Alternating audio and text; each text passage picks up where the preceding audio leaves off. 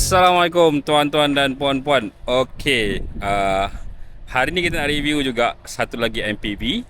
Okey, hari tu kita review MPV yang model sama, cuma color bronze.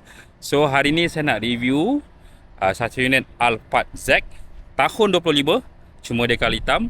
Okey, so sebelum saya go through, saya minta tuan-tuan subscribe, like, share dan komen video saya. Okey, jom kita check it out. Unit yang menarik kat depan belakang ni. Ini dia. So dekat sini kita ada Alphard Z Alphard Z fully loaded. Sebab apa saya kata fully loaded? Sebab Alphard ni dia datang bukan sahaja dengan body kit Modelista. Okey, dia datang sekali dengan sport rim Modelista. Okey, sport rim Modelista. Tengok design terbaru untuk model Alphard Z ataupun Velfire Taha 40. So yang ini adalah model design terbaru daripada Modelista untuk sport rim dia. Okey, yang ini rim size 20 inci ini size rim 20 inci. Okey, so ini design terbaru dia. Datang siap dengan full body kit Modelista. Datang sekali dengan rim Modelista dengan chrome. Dia ada lagi aksesori chrome yang lain.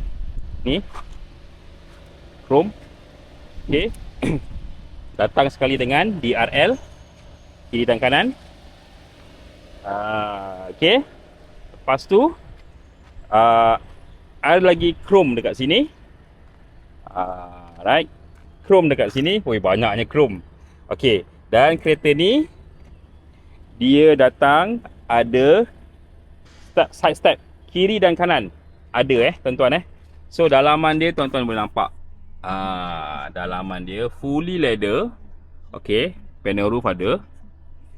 Roof monitor ada, tapi roof monitor ni bukan yang biasa-biasa Yang ini datang sebab saya kata dia full loaded.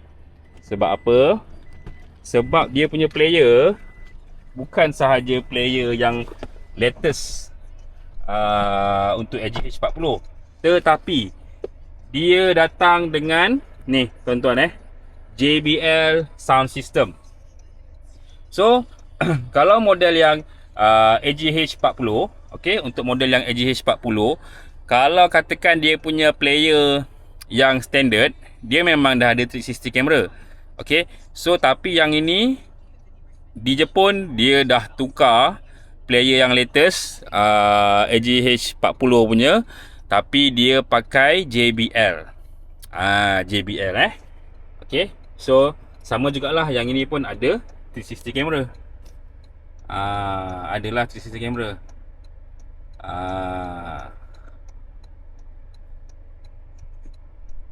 Kan? Right. So bila dia ada ni, dia ada auto parking. Okey, dan dia ada DIM, Digital Inner Mirror. Okey, maksud DIM tu apa? Digital Inner Mirror.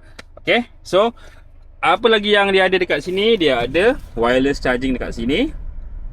Dia ada. Okey, lepas tu dia ada apa lagi? Dia ada electric parking brake, lain-lain apa semua lah. Yang ini dia ada sekali Modelista punya. Okey, kejap kita tengok apa yang dia add on kat sini.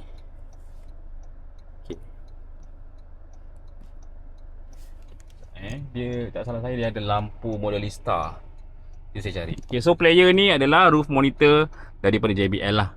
Dia sebab kalau roof monitor yang biasa, dia kita boleh tekan dan dia boleh, baru dia boleh buka. Yang ini tak. Bila kita start engine, dia akan auto.